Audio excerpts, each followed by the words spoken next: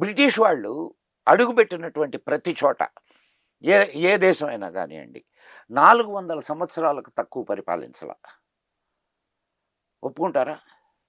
ఒక్క భారతదేశంలోనే 150 సంవత్సరాలు మాత్రమే పరిపాలించగలిగారు. కారణం ఏమిటంటారు? మనం అంత త్వరగా మేల్కొన్నామని. ఇక్కడున్నటువంటి సిస్టమ్, ఇక్కడున్న విద్య నీకేం నేర్పిస్తుందా అంటే సెల్ఫ్ సస్టెనెన్స్ నేర్పిస్తుంది. స్వాభిమానాన్ని ఇస్తుంది నీకు.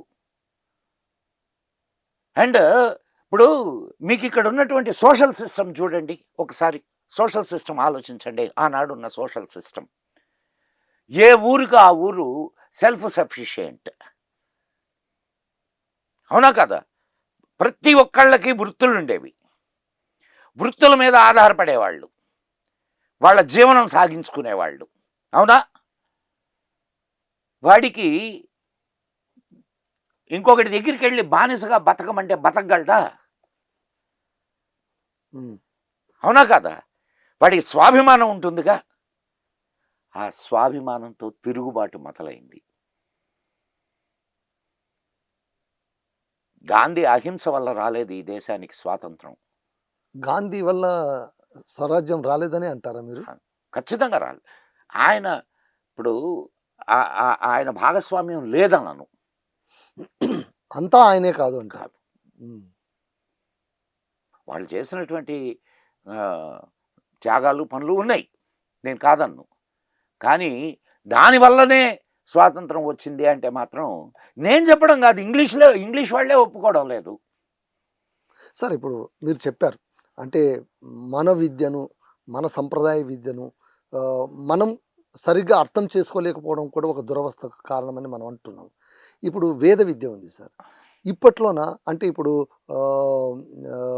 అణ్వాస్త్రాలు కావచ్చు, అణ్వాయుధాలు కావచ్చు, ఇవన్నీ కూడా వేదాల్లో ఉన్నాయి అంటే మనకు అందరూ అన్ని వేదంలో ఉన్న యశాన్ని మీరు చెప్తే సరిపోతుందా అని అంటున్నారు.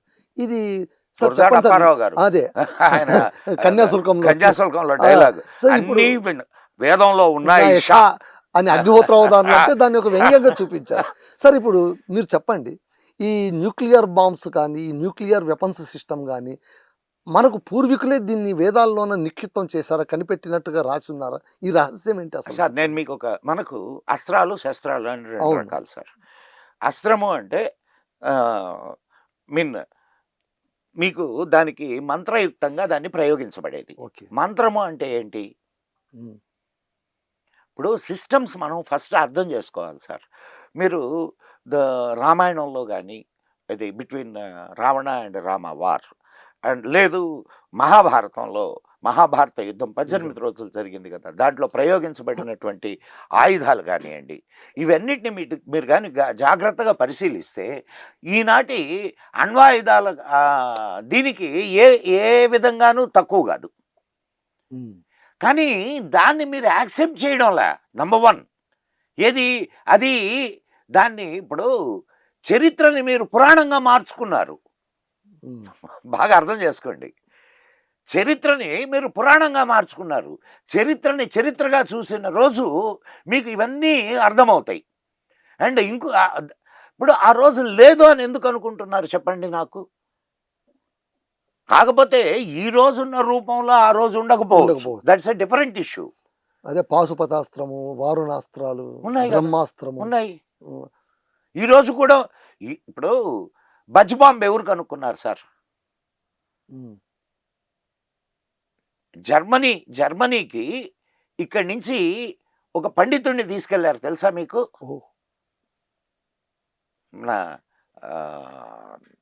హిట్లర్ వేదాల మీద పరిశోధన చేయడానికి, వేదాల నుంచి పరిశోధన చేసి అతను కనుక్కున్నటువంటి విషయం ఏంటంటే బజ్ బాంబ్, మొట్టమొదటి బాంబు. దాన్ని బజ్ బాంబ్ అంటారు. సెకండ్ వరల్డ్ వార్లో వాడారు దాన్ని. సో అది వేదాధ్యయనం ద్వారా వచ్చినటువంటి ఒక తుది రూపం. అద్భుతం కదా సార్. మరి నీ దాంట్లో లేవని ఎట్ట చెప్తారు మీరు? ఇషా అని ఎట్టంటారు? ఉన్నా ఇషా. నువ్వు పరిశోధన చేయకుండా ఒకటి మధు గారు, ఇప్పుడు మీరు ఒక దాన్ని ఖండించాలన్నా లేదా సమర్థించాలన్నా మొట్టమొదట చేయాల్సిన పని ఏమిటి? అధ్యయనం. అధ్యయనమే చేయకుండా దీంట్లో లేవు, ఇది ఉత్త బోగసు అని మాట్లాడడం ఎంతవరకు కరెక్టు? అవునా కదా? సో నీకు నీ నీ శాస్త్రాలు గొప్పవి కాదు, నీ లాంగ్వేజ్ గొప్పది కాదు, నీ విద్య గొప్పది కాదు. నువ్వు ఒక బానిసగానే బ్రతకాలి. బానిసగా ఉంటేనే వాళ్ళకు ఓట్లు పడతాయి. నీకు తెలివి వస్తే వాడిని ప్రశ్నించడం మొదలెడతావు కదా. అవును సార్. ఇప్పుడు ఇంకొకటి, యుద్ధాలు అప్పుడు ఉన్నాయి, ఇప్పుడు ఉన్నాయి. ఇప్పటి యుద్ధాలు మీరు ఉక్రెయిన్ దాడులు ఇవన్నీ చూస్తుంటే రాత్రిపూట కూడా చేసేస్తున్నారు. గుట్టు చప్పుడు కాకుండా బాంబులు ప్రయోగించడం, జనావాసాలపైన బాంబు దాడి చేయడం, విచక్షణారహితంగా జరుగుతున్న యుద్ధాలు ఇప్పుడు చూస్తున్నాం. కానీ కురుక్షేత్ర యుద్ధం సూర్యోదయం నుంచి సూర్యాస్తమయం దాకే అన్న ఏదో ఒక నియమం ఉండిందంట. అది నిజమేనా? మీకు ఒక చిన్న, అదొకటే నియమం కాదు, చాలా నియమాలు ఉండేవి. ఉమ్. చాలా నియమాలు, యుద్ధ నియమాలు యుద్ధ చాలా నియమాలు ఉన్నాయి. మీకు కొన్ని చెప్తాను నేను. అంటే మనం మనం మనం ఆ, భారతదేశం దెబ్బతినడానికి that is one of the reason also. Oh. ఇది ఇతర ఇతర దేశీయుల ఆ, చేతుల్లో ఓడిపోవడానికి కొన్ని కొన్ని ఓటములకు కారణం ఇది కూడా యుద్ధ నియమాలు. యుద్ధ నియమాలు. ఓ. ఏంటి మన యుద్ధ నియమాలు ఏంటి? నంబర్ 1, మీరు అన్నట్టు ఉదయం ఎన్ని గంటలకు స్టార్ట్ అయితే సాయంత్రం సూర్యాస్తమయానికి పూర్తి అయిపోవాలి. అండ్ గాయపడ్డవాడితో నువ్వు యుద్ధం చేయకూడదు, అండ్ వెనక నుంచి యుద్ధం చేయకూడదు, ముఖాముఖి పోరాడుకోవాల్సిందే తప్ప. అండ్ సైన్యం, మీరు సైన్యం వెళుతూ ఉంటే ఏదైనా, ఇప్పుడు ఒక మార్గం ద్వారా వెళ్తుంది కదా, ఆ అవును. మార్గంలో గ్రామాలు గేమాలు తగులుతాయి. ఉమ్. గ్రామాలను టచ్ చేయకూడదు. అవుట్ సైడ్ నుంచి వెళ్ళిపోవాలి. ఆహా, అంటే గ్రామం లోపల నుంచి వెళ్ళొచ్చు, ఉమ్. బట్ అక్కడ ఎవరిని టచ్ టచ్ చేయకూడదు. చేయకూడదు. అక్కడ ఉండే జనావాసాలను ముట్టరాదు. ముట్టరాదు. ఇన్ని నియమాలు ఉండేవి. ఎప్పుడైతే దోపిడీ దొంగలు భారతదేశంలోకి చొరబడ్డారో, నేను దోపిడీ దొంగలు అని అంటున్నా, వాళ్ళు దోచుకోవడానికి వచ్చినటువంటి వాళ్ళు, వాళ్ళని దోపిడీ దొంగలు అనుక మనం ఇంకేమంటాం? ఏదో మన కల్చర్ నేర్పించడానికి వచ్చారా? ఇప్పటికి చాలా మంది అదే భ్రమలో ఉన్నారు. బ్రిటిష్ వాళ్ళ వల్ల మనకు కల్చర్ తెలిసింది, ఇప్పుడు మనం సార్, ప్రపంచానికి నేను మీకు లింక్ అయ్యాము. మీకు ఒక మంచి కథ చెప్పడానికి ప్రయత్నం చెప్పండి, చెప్పండి. చేస్తాను. మధు గారింట్లో దొంగలు పడ్డారు. దోచుకోవడానికి వచ్చిన వాళ్ళు నిచ్చెన ఒక గుణపం తీసుకొని వచ్చారు, దోచుకొని వెళ్ళిపోయారు. వెళ్ళిపోయిన తర్వాత మధు గారు వెళ్ళి పోలీసులకి కంప్లైంట్ చేశారు. పోలీసులు వచ్చి అంతా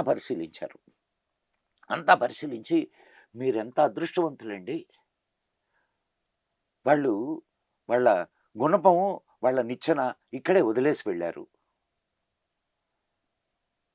ఇది మైండ్ సెట్.